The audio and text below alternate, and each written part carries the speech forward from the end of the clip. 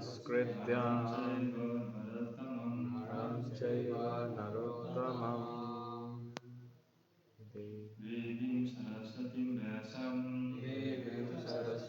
व्यासं ततो जयमुदीरये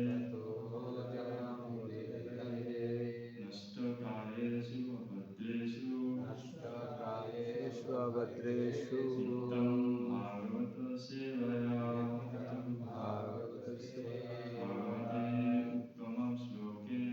भगवते उत्तमं श्लोके भक्ति भवति नैष्टिकी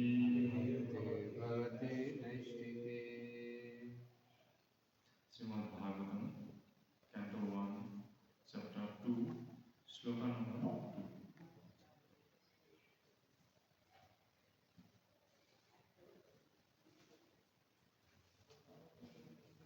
Sutta Uvacha Yam Praprajantam Anupetam Apetapitam Yam Pravajantam Anupetam Apetapitam Dvipayana Vidaho Katara Ajuhava Dvipayana Vidaho Katara Ajuhava Putreti Tanmayataya Tarabo Vinedus Putreti Tanmayataya Tarabo Vinedus Tam Sarvabhuta Hridayam Munim Anantasmi Tam Sarvabhuta Hridayam Anantasmi Sutta Uvacha Yam Praprajantam Anupetam Apetapitam Dvipayano Vidaho Kataro Ajuhava Putreti Tanmayataya Taravo Vinedus Tam Sarvabhuta Hridayam Munim Anantasmi Sutta Uvacha Yam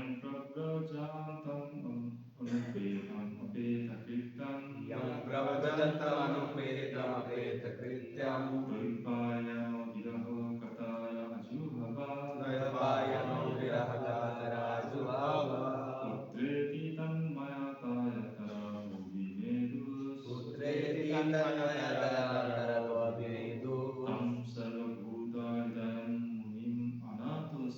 Tam Sarvabhuta Hridayam Munim Anantasmi Word for word meaning and purport and shloka by His Majesty Sri Bhaktivedanta Swami Srila Prabhupada.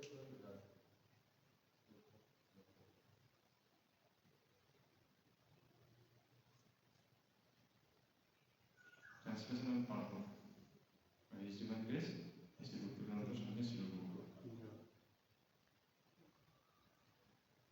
Sutta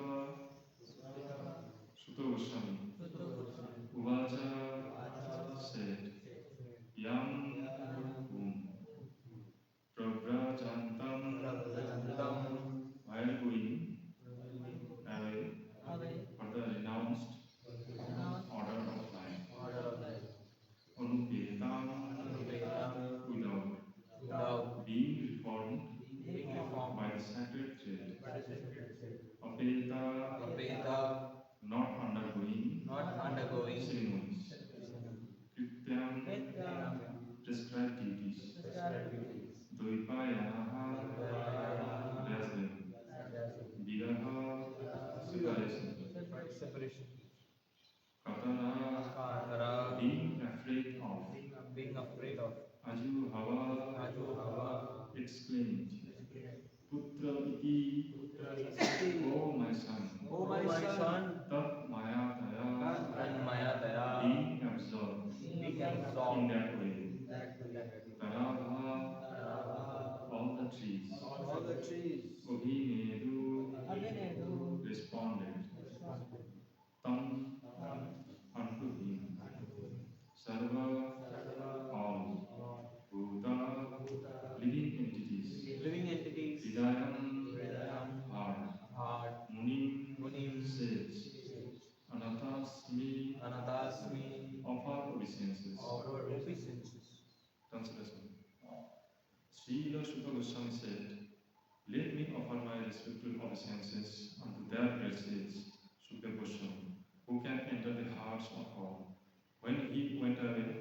Radhika, the renounced order of life, sannyasa, leaving home without undergoing reformation by the sacred thread or the ceremonies observed by the higher castes. His father, Vyasdeva, fearing separation from him, cried out, "Oh, my son, indeed, only the trees which were observed the same feelings of separation echoed in response to the bereaved father.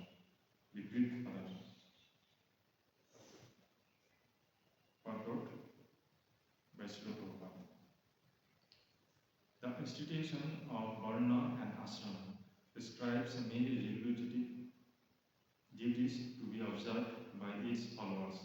Such duties enjoin that a candidate willing to study the Vedas must approach a bona fide spiritual master and request acceptance as his disciple. The sacred thread is the sign of those who are competent to study the Vedas from the Acharya, or the bona fide spiritual master.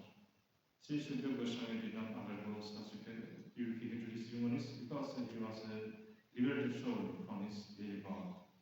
Generally, a man is born as an ordinary being, and by the purificatory process, he is born for the same time. When he sees a new light and seeks direction for spiritual progress, he approaches a spiritual master for instruction in the Vedas. The spiritual master accepts only the sincere inquirer as his disciple and gives him the sacred thread. In this way, a man becomes a firstborn, or a Dija. After qualifying as a Dija, one may study the Vedas, and after becoming well versed in the Vedas, one becomes a Vipra. A Vipra, or a qualified Brahmana, thus realizes the absolute and makes a further progress in his spiritual life until he reaches the Vaishnava stage. The Vaishnava stage is the postgraduate status of a Brahmana. A progressive Brahmana must necessarily become a Vaishnava, or a Vaishnava is a self-realized Lord Brahmana. Srila Sukadeva Goswami was a Vaishnava from the beginning. Therefore, there was no need for him to undergo all the process of the Varnasrama institution. Ultimately, the aim of Varnasrama Dharma is to turn a crude man into a pure devotee of the Lord, or a Vaishnava.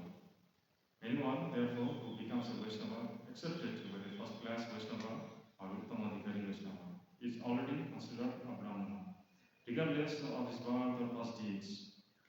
Sri Chaitanya Mahaprabhu accepted this principle and recognized Srila Haridas Thakur as the Acharya of the lineage, although Thakur Haridas appeared in a Mohammedan family. In conclusion, Srila Sukadeva Goswami was born a Vaishnava, and therefore Brahmanism was included in him. He did not have to undergo any ceremonies. Any low-born person, be he a Tirata, Huna, Andhra, Pulinda, Pulkasa, Avira, Shambha, Yavana, Rasa, or even lower, can be delivered to the highest transcendental position by the mercy of Vishnu.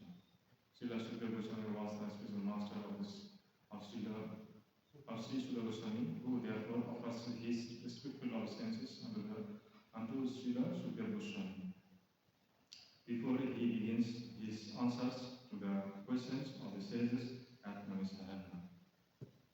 Om Adhyantamilam Tasya Gyananjana Salakaya Chakshurunmilitam Yena Tasmai Shri Gurave Namaha Sri Chaitanya Manobhishtam Sthapitam Yena Bhutale Swayam Rupa Kadanayam Dadati Swapadam Mandeham Sri Gurum Sri Rukavakalam Sri Gurun Vaishnava Sri Rupam Sagajatam Sahagana Bhagavatam Namtam Sajivam Sadvaitam Savadutam Parijana Sahitam Krishna Chaitanya Devam Sri Radha Krishna Padam Sahagana Lalita Sri Vishakam He Krishna Karuna Sindhu Deenabandhu Jagapate Gopesha Gopika Kanta Radha Tapta Kanchana Gaurani Radhe Vrindavaneshwari Vishwan Sute Devi Pranamami Mancha Gapatrulasya Prakasantu Devacha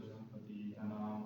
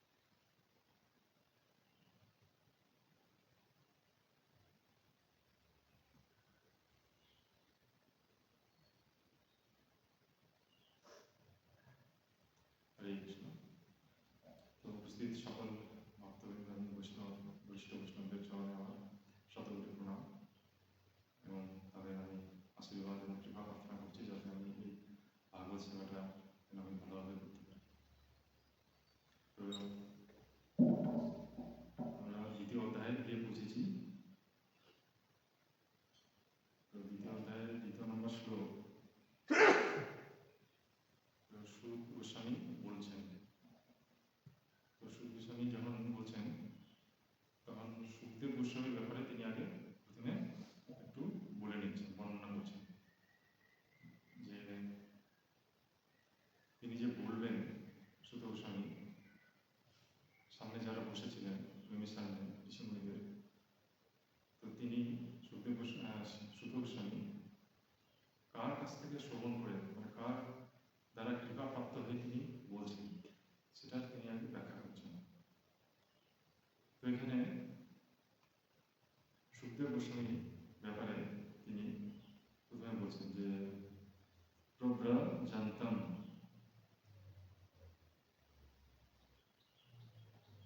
Sukhdev Goswami যে উনি ছিলেন, উনি জন্ম থেকে সন্ন্যাসী ছিলেন, জন্মগ্রহণ করার সাথে সাথে তিনি সন্ন্যাসী ছিলেন। এবং প্রভুপাদেও পাঠে তিনি লিখেছেন সুখদেব গোস্বামীর ব্যাপারে যে তার ওনার জন্য কোনো পিউরিফিকেটরি মানে কি শুদ্ধিকরণের কোনো পদ্ধতি অবলম্বন করা হয়, তিনি জন্ম থেকেই শুদ্ধ ছিলেন। তো আমরা সাধারণত জন্মগ্রহণ করার পর বিভিন্ন রকম প্রসেসের মাধ্যমে আমরা শুদ্ধিকরণ করতে থাকি, কিন্তু সুখদেব গোস্বামী যিনি ছিলেন জন্ম থেকেই শুদ্ধ। তো মায়ের গর্ভে যখন তিনি ছিলেন তখন ব্যাসদেবের কাছ থেকে তিনি যে শ্রবণ করেছিলেন শ্রীমদ্ ভাগবত, তখন সমস্ত শাস্ত্রের জ্ঞান তখনই তিনি পেয়ে গেছিলেন। এবং তিনি যখন জন্মগ্রহণ করেন তখন সাথে সাথে তিনি গৃহত্যাগ করতে শুরু করলেন। গৃহত্যাগ করে তিনি জঙ্গলের দিকে চলে যান, এবং জঙ্গলে যখন চলে যাচ্ছেন তখন ব্যাসদেব সুখদেব গোস্বামীর পিতা, উনি তখন পুত্র কাতরতায় কাতর হয়ে তার পুত্রকে তিনি ডাকছেন, সম্বোধন করছেন। সুখদেব গোস্বামী পৃথিবীতে আসার পর তিনি কোনো কিছু গ্রহণ করেননি, যে আমাকে এটা দরকার এটা দরকার গ্রহণ করে তিনি হচ্ছে কি আমি জঙ্গলে যাচ্ছি আমি সাথে নিয়ে যাবো, সব কিছু কোনো কিছু নিয়ে যাবেন, সব কিছু ছেড়ে চলে গেছে, কাপড় চাপড়ে ছেড়ে চলে গেছে, কোনো কিছু না, সব কিছু ছেড়ে একদম জঙ্গলে গিয়ে চলে গেছে। তো প্রথম থেকেই তিনি সন্ন্যাসী। তো যেহেতু ব্যাসদেব তিনি পিতা, তার হৃদয়ে কি রয়েছে, পুত্র প্রেম রয়েছে। তো পুত্র প্রেম থাকার কারণে তিনি খুব বিরহগাত, দুঃখী, এই পুত্র যেই না এলো পৃথিবীতে সেই চলে যাচ্ছে, একটু স্নেহ মায়া মমতার করার সুযোগ হলো না। তো সেটা দেখে খুবই দুঃখী ব্যাসদেব, তার পিছনে পিছনে ছুটছে সুখদেব গোস্বামীর পিছনে, যে হা পুত্র বলে তিনি চিৎকার করছে। এবং জঙ্গলের মধ্যে যখন চিৎকার করছে হা পুত্র বলে, সে সময় ফরেস্টের মধ্যে ইকো হচ্ছে, অনেকে প্রতিধ্বনি হচ্ছে, এবং প্রতিটা গাছ যে রয়েছে প্রতিটা গাছের মধ্যে থেকে সেই প্রতিধ্বনিগুলো অনুরণিত হচ্ছে বারবার, হে পুত্র হে পুত্র হে পুত্র, এগুলো অনুরণিত হচ্ছে। তো এখানে বলা হয়েছে যে সুখদেব গোস্বামী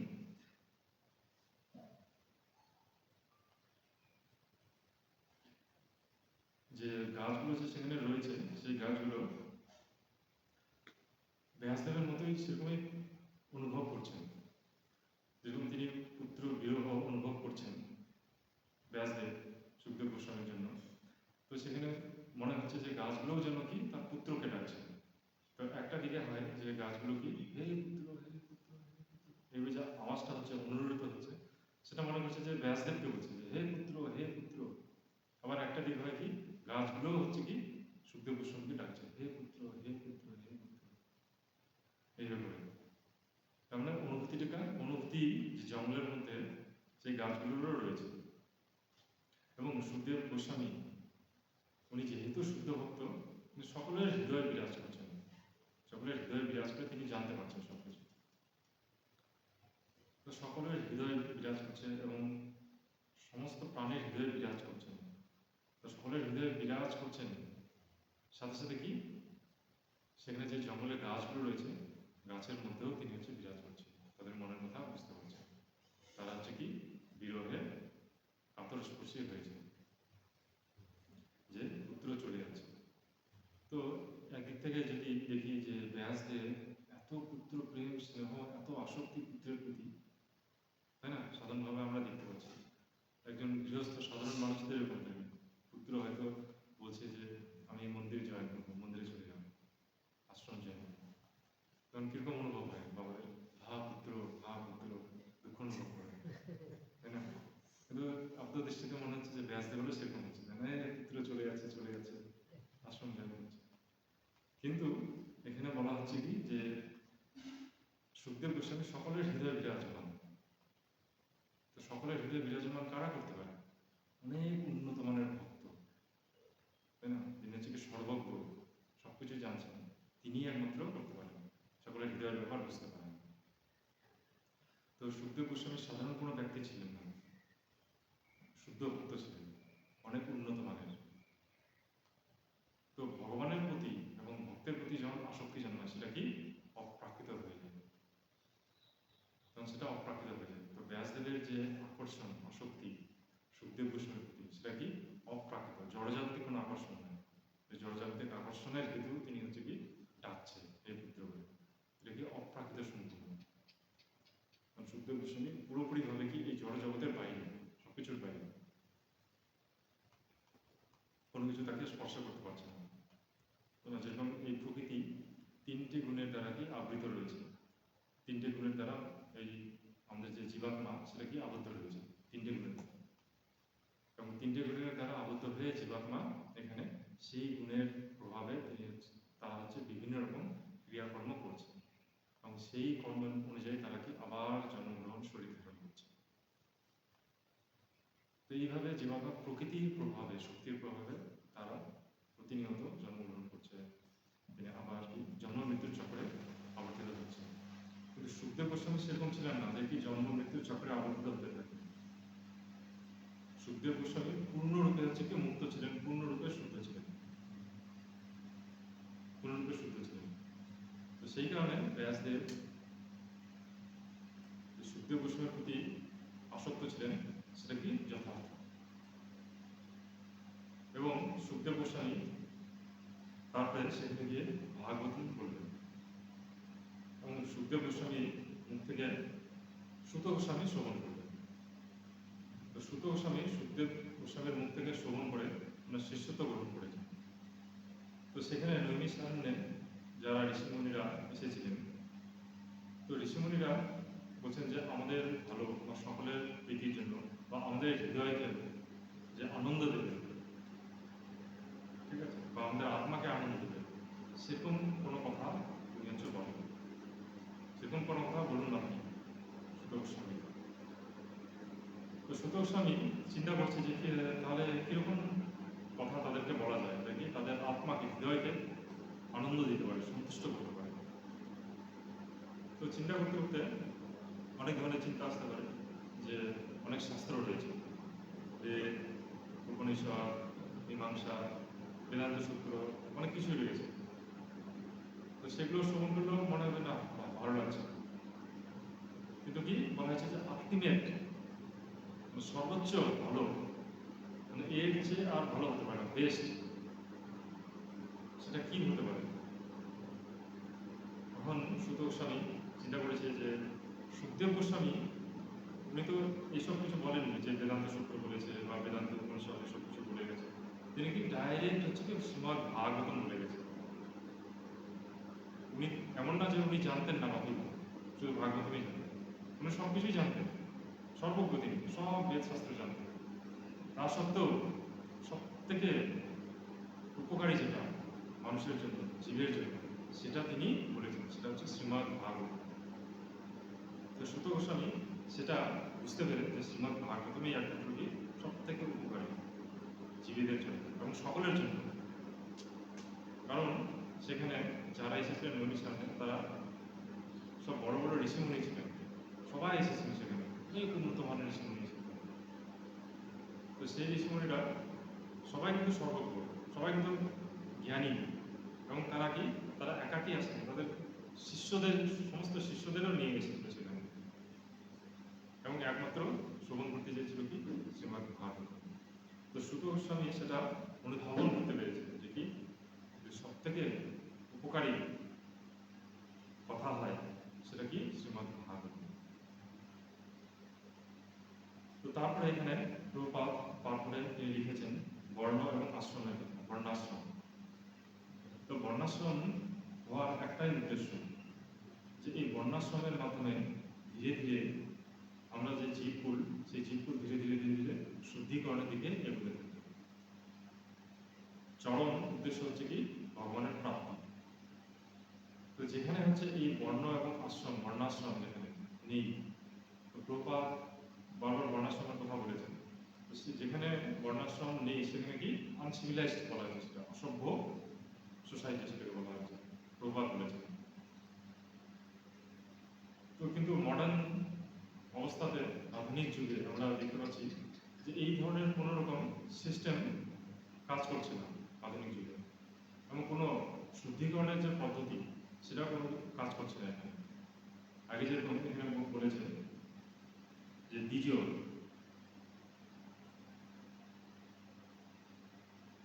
সে গুরু তার শিষ্যকে সে হচ্ছে গ্রহণ করত, এবং গ্রহণ করার পর তাকে হচ্ছে দীক্ষিত করত, দীক্ষা দিত।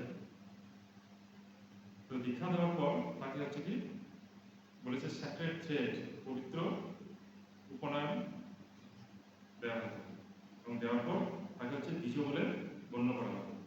এবং দ্বিজ তিনি হচ্ছে তারপরে বেদ পঠন পাঠন করতেন। বেদ পঠন পাঠন করার পর সে বিপ্র হতো, এবং বেদ পঠন পাঠন করে অনুধাবন করার পর সে ব্রাহ্মণে পরিণত হতো, এবং তারপরে সে ধীরে ধীরে বৈষ্ণব পরিণত হতো। তো এটা হচ্ছে কি পদ্ধতি। তো আধুনিক যুগে এরকম কোনো পদ্ধতি এখন দেখা যায় না, স্ট্রিক্টলি রুলস ফলো করে না। তো জন্মগত কেউ ব্রাহ্মণ হয় না, কারণ ভগবদ্গীতাতে বলেছে কি জন্ম না যায়তে শুদ্ধ, জন্ম থেকে সকলে আমরা শুদ্ধ। তো কোনো প্রসেসের মাধ্যমে, শুদ্ধিকরণ প্রসেসের মাধ্যমে, বৈদিক মন্ত্র উচ্চারণের মাধ্যমে আমাদেরকে ধীরে ধীরে শুদ্ধিকরণ হতে হবে। তো প্রভুপাদের অনুকম্পার দ্বারা আমরা এমন একটা পদ্ধতির মধ্যে রয়েছি যেটা কি সকলের শুদ্ধিকরণ হচ্ছে ধীরে ধীরে। যখনই কেউ প্রভুপাদের অনুকম্পার দ্বারা নিয়মিত কোনো সংস্থাতে আসছেন, এবং কি এসে কি করছেন দেখছি যে হরে কৃষ্ণ মন্ত্র চলছে, এবং কোনো না কোনোভাবে সে হরে কৃষ্ণ মন্ত্র জপ করছে। যখনই সে জপ করছে শুদ্ধিকরণ শুরু হয়ে গেছে, পিউরিফিকেটরি প্রসেস স্টার্ট। ঠিক আছে, এবং সাথে সাথে যখনই কেউ ভগবত কথাতে এসে বসছে তার মধ্যে শুদ্ধিকরণ শুরু হয়ে গেছে। তো শুদ্ধিকরণের প্রসেস চলছে, বিভিন্ন রকমভাবে চলছে। হরে কৃষ্ণ মহামন্ত্র জপ করতেছে, সেটাও একটা প্রসেস। ভাগবতম শ্রবণ করছে, সেটাও একটা শুদ্ধিকরণের প্রসেস। তো এই কলিযুগে প্রভুপাদের এত কৃপা যে শুদ্ধিকরণের প্রসেস বিভিন্ন রকমভাবে দেওয়া আছে। শুধুমাত্র কি আমাদের আসতে হবে এবং শ্রবণ করতে হবে এবং হরে কৃষ্ণ মহামন্ত্র জপ করতে হবে, তাতে কি শুদ্ধিকরণ হতে হতে হতে তারপরে গুরুদেব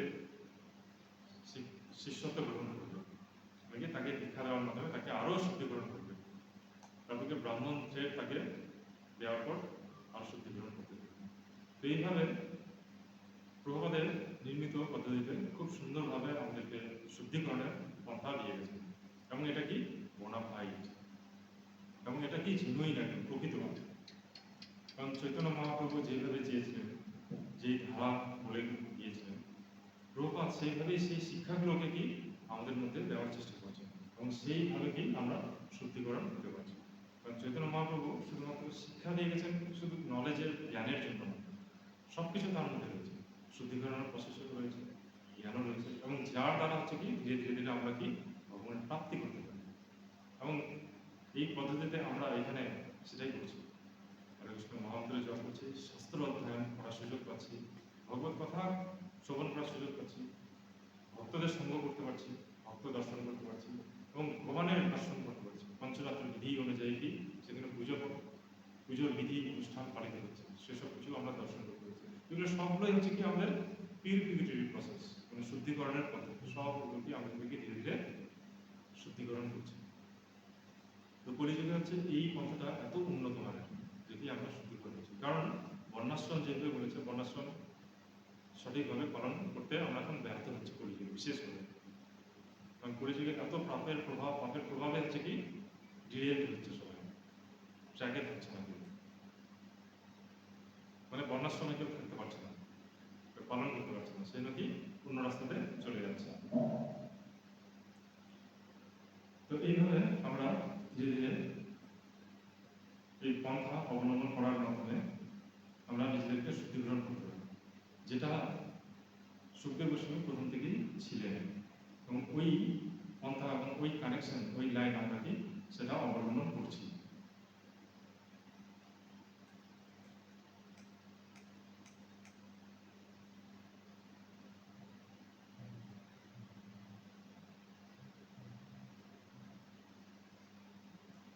তো এবার কৃষ্ণ বলেছে যে সবাই, প্রত্যেকেই যোগ্য ভগবানের কাছে আসার জন্য।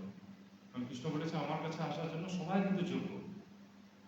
ঠিক আছে, আমি কি পক্ষপাতিত্ব করছি না, যে কেউ আসতে পারে আমার কাছে, ঠিক আছে, কিন্তু যে কেউ আসতে পারে তার মানে কি তার জন্য কিছু কোয়ালিটি দরকার, কিছু কোয়ালিফিকেশন দরকার, ঠিক আছে।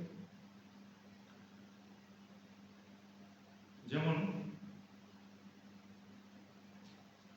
প্রহ্লাদ মহারাজের কথা বলছি, তিনি হচ্ছে কি বৈষ্ণব ছিলেন একজন। তো তিনি তার অনুকম্পার দ্বারা তিনি প্রার্থনা করছিলেন ভগবানের কাছে যে কি ভগবান তুমি হচ্ছে কি যারা এখানে রয়েছে সকলকে তুমি হচ্ছে কি উদ্ধার করে দাও। তো এটা হচ্ছে কি বৈষ্ণবের কোয়ালিটি, পর দুঃখে দুঃখী, পর দুঃখে দুঃখী হয়।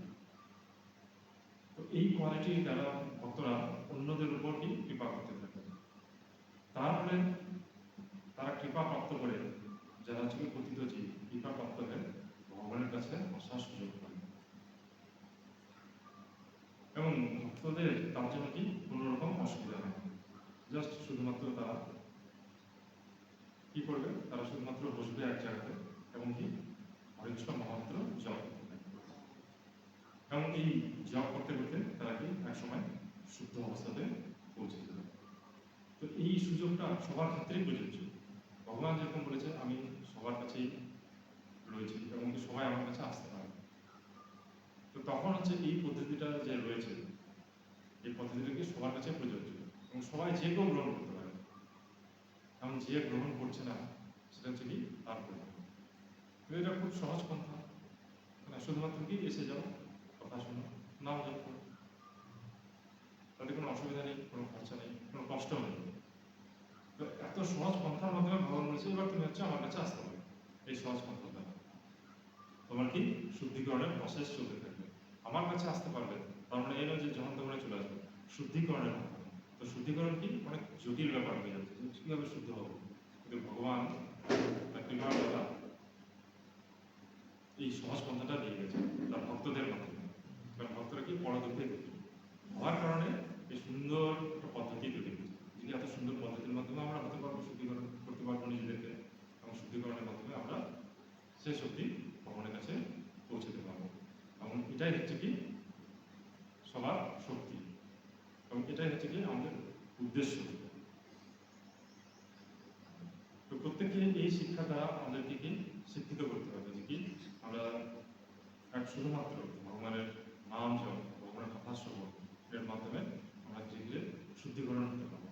যেটা হয়েছিল সেই সময়, যেটা নৈমিষারণ্যের সব ঋষিমুনিরা শুধু গোস্বামীকে বলেছিল যে তুমি হচ্ছে আমাদের এমন কথা শোনাও যেটা কি আমাদের সর্বোত্তম উপকার হয় এবং আত্মা থেকে হৃদয় যেন আনন্দিত হয়। সেটা হচ্ছে কি অনেক শাস্ত্র রয়েছে, সেই সমস্ত শাস্ত্রের উল্লেখ থাকবে শুধুমাত্র শ্রীমদ্ ভাগবতম হচ্ছে বলে গেছে, যেটা দ্বারা সমস্ত জীবের কল্যাণ এবং সমস্ত জীব আনন্দ উপভোগ করতে হবে। তো আমাদের যে, এবং সেখানে নৈমিষারণ্যে যারা ঋষিমুনি ছিলেন তারা কিন্তু অজ্ঞানী ছিলেন না, তারা জ্ঞানী ছিলেন যথেষ্ট, এবং তারা কি শাস্ত্রজ্ঞও ছিলেন, শাস্ত্র জানতেন তারা। এবং এই নয় যে তারা অনেক বুদ্ধিমান এবং অনেক শাস্ত্র জানে, তো আমরা নিজে নিজে কি আনন্দ পাবো, সেরকম কিছু বলেন। তো শুনতে চেয়েছেন কি যে সুখদেব গোস্বামী যেটা বলে গেছেন, সুখদেব গোস্বামী একটু আগে আমরা আলোচনা করলাম, উনি কি শুদ্ধ ভক্ত ছিলেন, মুক্ত ছিলেন।